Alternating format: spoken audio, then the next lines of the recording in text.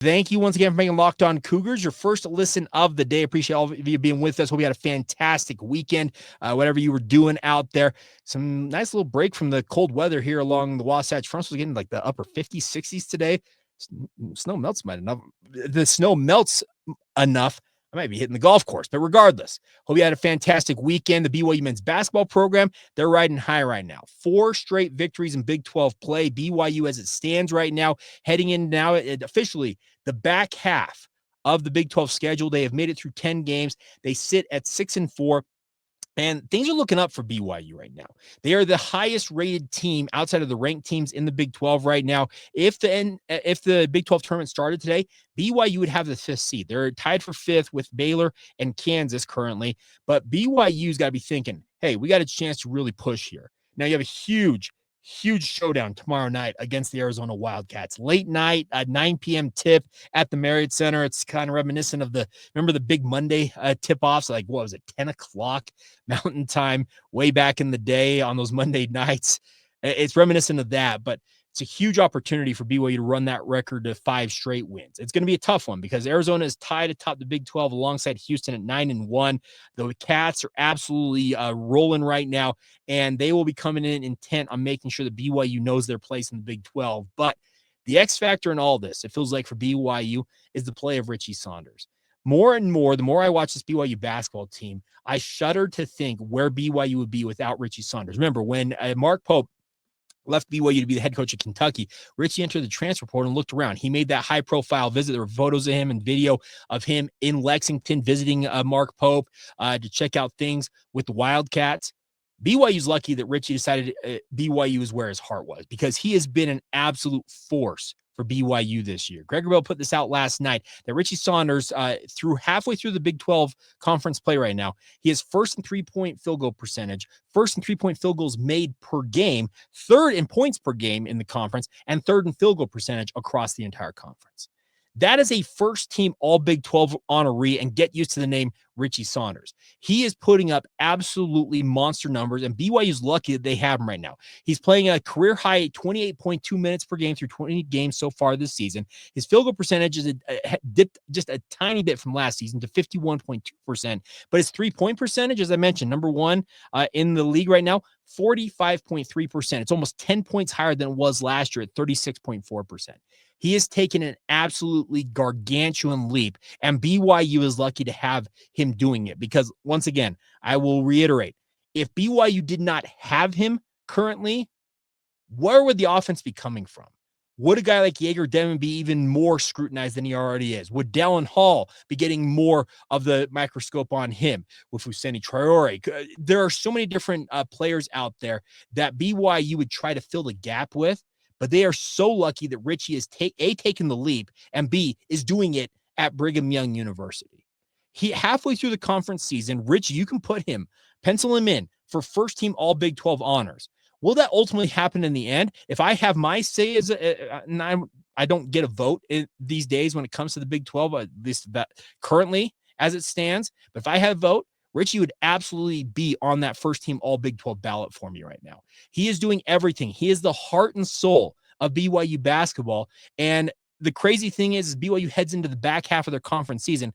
They have righted the ship, and it's due in no small part to what Richie Saunders has done. Quite frankly, the worst games Richie has had, I look at that Houston game in particular, that's when BYU struggled the most on the court. But when he's playing his steady, consistent way of basketball that he's been playing for most of this conference season, BYU's got a fighting chance in every one of these games. They got to be feeling good about themselves, and they should be. They're riding a 4-game win streak. Remember, they have righted the ship from a 1-3 start in conference play and now are 2 games above 500. If you can continue this pace, BYU should find themselves very easily on the right side of the bubble heading into Selection Sunday in early March. That's the positive right now for BYU, but the work isn't done. 10 games to go, and it's a doozy. BYU's got their work cut out for them because it starts tomorrow with Arizona. You get a proverbial breather on Saturday. We make the trip over to Cincinnati. Now, Cincinnati's dropped 6 straight, but then you're at West Virginia. You're home to Kansas State. You're home to Kansas. At Arizona State. You have the 2 Arizona swing there. Home to West Virginia. At Iowa State, and then you finish it up against Utah. The only game that's not a that's not a Q2 or better game, so essentially resume building games, the only one at this current juncture that's not that is that home game against Utah at the end of the season.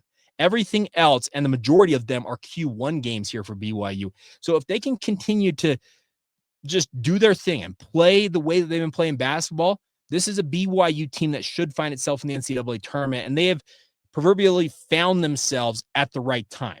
It's February. This is where it gets really, really heavy because tired legs settle in. Injuries can be absolutely devastating this time of year, and knock on wood, BYU has dealt with their fair share of injuries this year. Dallin Hall, Jaeger Demon. There have been multiple guys who missed multiple games. Richie even missed a little bit of time. Remember when he took that shoulder to the face that busted up his lip and gave him a concussion against Wyoming in the Delta Center? They have dealt with their share of injuries, but they've navigated all of it, and they have come into their own as a team. And going back to the original premise here, Richie Saunders, he is what BYU is needed, and he's the heartbeat that makes this BYU team go. There's really nice pieces across the board. You got a freak athlete in Keba Keita at center who is he's showing growth with his offensive arsenal. You're looking at Fousseyni Traore, who seems just to be a little bit off, but I've got faith that BYU's all-time leader in field goal percentage and Foose, he's going to come back around, and his feathery touch around the rim, it's going to resume doing what it's doing. Cannon Catchings and Jaeger Demon, they are finally starting to figure things out, and they're offering more consistent play on both ends of the court, it feels like. Everything is looking like it is coming into focus for this BYU basketball team, but it doesn't, I think, really come together without what Richie Saunders is doing. John Rossing has forever called him the glue guy of glue guys in college basketball, and for good reason, because he was the sixth man who made everything work for BYU. This year, though, Richie stepped into the limelight and said, I'm the captain now, to use the Captain Phillips line, that meme. He is running everything for BYU, and everything should be running through him. Is he a guy you can toss the ball to and say, hey, go create something for yourself?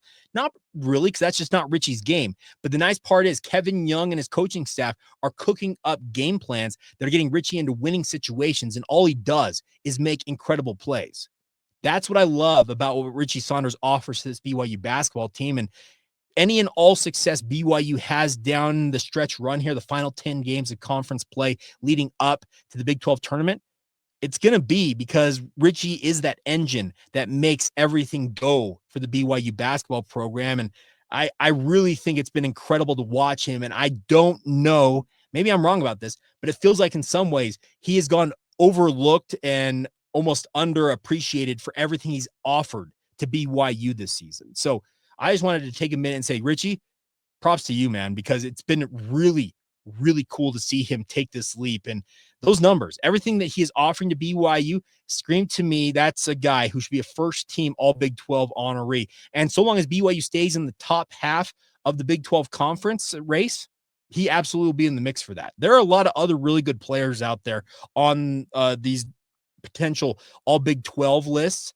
but I'm telling you, everything Richie offers, it matches every one of those guys and outdoes them in so many different categories. And the stats back it up. Like I said with Greg, he's got top tier numbers for BYU, and BYU would be lost without him. And so it's really cool to see him having taken this leap, and hopefully his play will help BYU elevate in the final stanza of the season and find themselves in the big dance come March when it really gets real.